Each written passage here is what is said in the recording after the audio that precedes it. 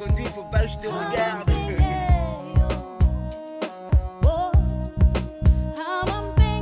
Je mène un combat intérieur. À l'extérieur, Facho me fait la guerre. Ibrahim Ali a fait pleurer les Comores, une victime de plus pour les têtes creuses.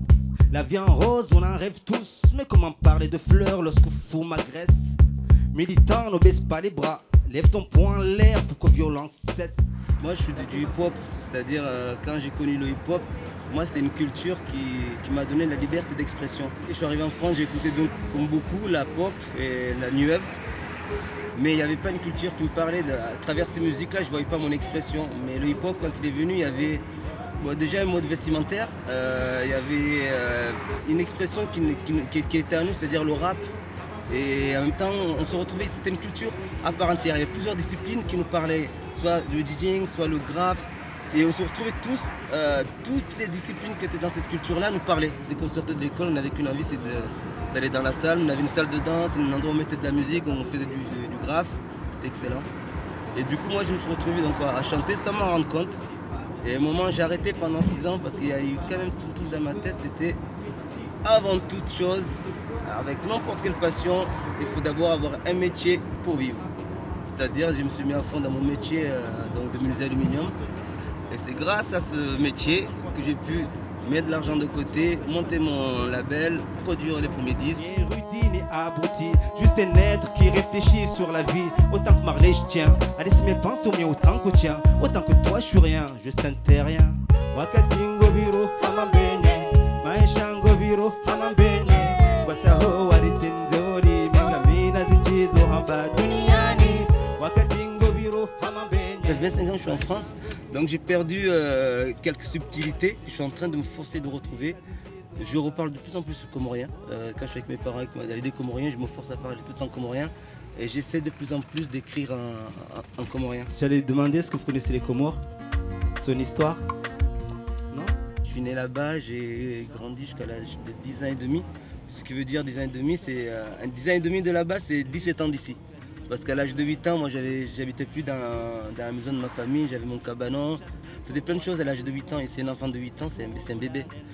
Du coup, voilà, quand je suis arrivé ici, j'étais assez mûr. Lunaire, il au sultantaire, des contes, il au parfum.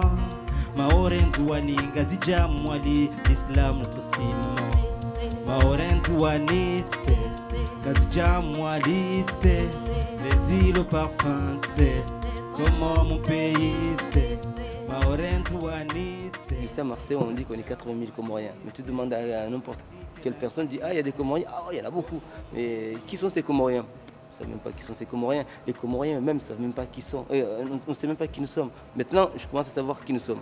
Mais je me rappelle en 98, quand je suis revenu d'un voyage aux Comores, je me suis dit tiens, je vais écrire un morceau sur les Comores. Je me dis mais qu'est-ce que tu connais des Comores? Alors l'image que j'avais, c'était, je voyais mon dos, mais noir. C'est-à-dire sans image.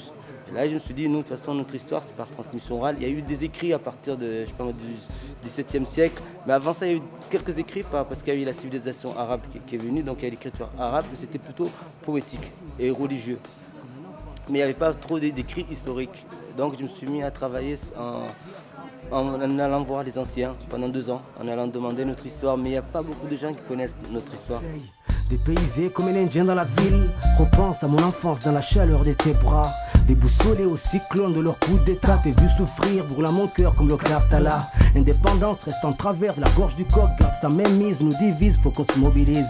Dans un travail de repérage aux Comores, je suis arrivé dans un village qui s'appelle Tudjini.